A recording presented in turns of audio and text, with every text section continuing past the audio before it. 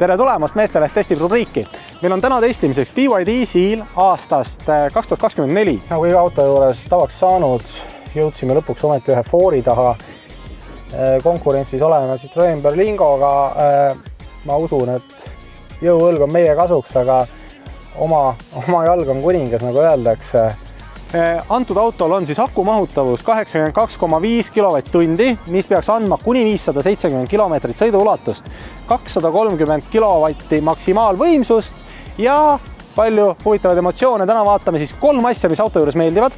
3 asja püüame leida, mis võib-olla nii väga ei meeldi ja kellele võiks antud auto sobida, proovime ka välja selgitada. Tänase rubriigi on teieni toonud siis meesteleht.finance autolaen ja ei muud kui hüppame siit juba rooli.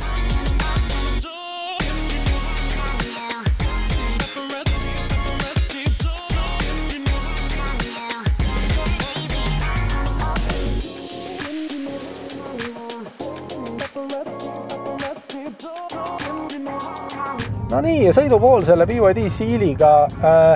Esimene asi, mis silma torkab, on see, et ta on suhteliselt vaikse salongiga auto.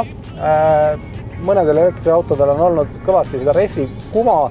Sellel on nüüd 19 tollised väljed all, aga näiteks see rehvi müra siin linnakiirustel küll väga häiriv ei ole. Mingi pinnase peal annab vedrustus natukene niisugust vibratsiooni ka helina edasi, aga see oli niisuguse väga kareda asfaldiga lõigul, aga muidu on ta üsnagi niisugune vaoshoitud helitasemega auto ja ka see kiirenduse ja pidurduse protsess on selline sujuv ja mõnus ja suhteliselt sametine või niisugune, kuidas öelda võiks.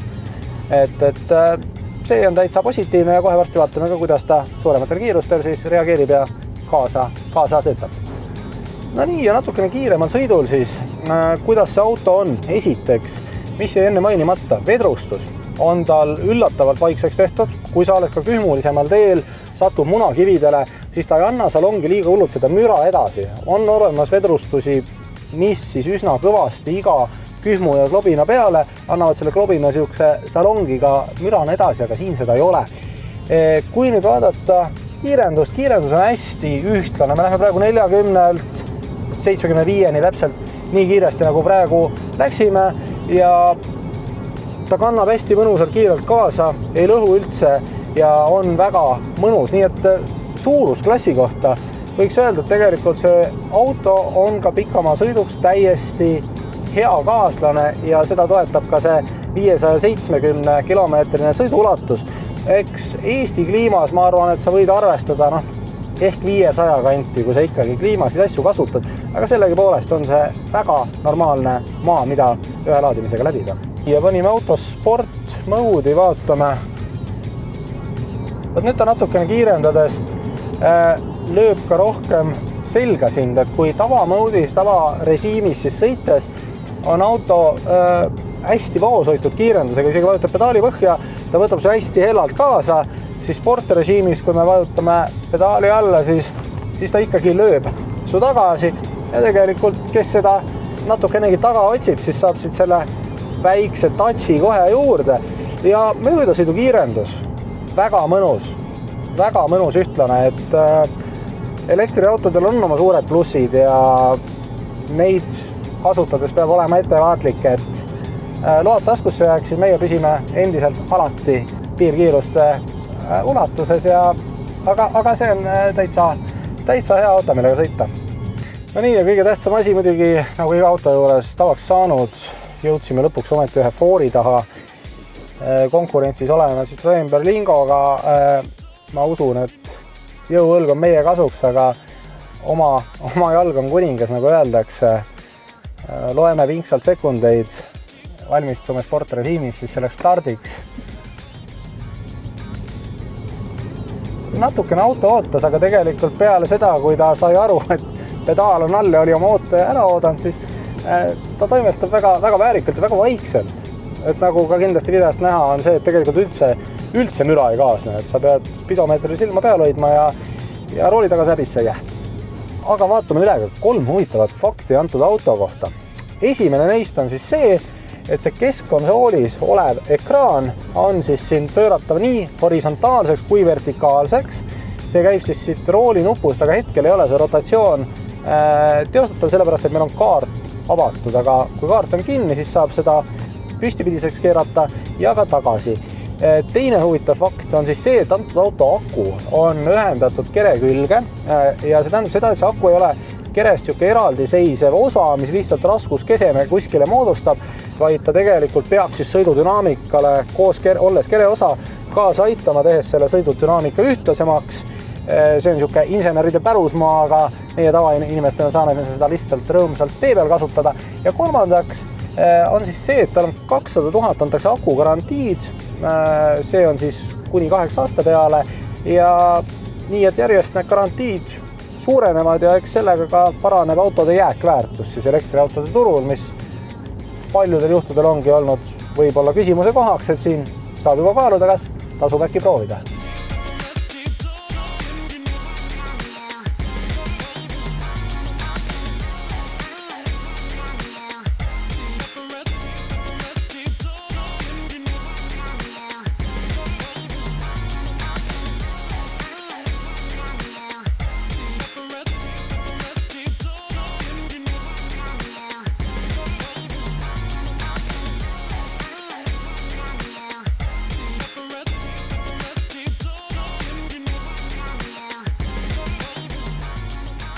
Vaatame üle BYD Seali tagaistme.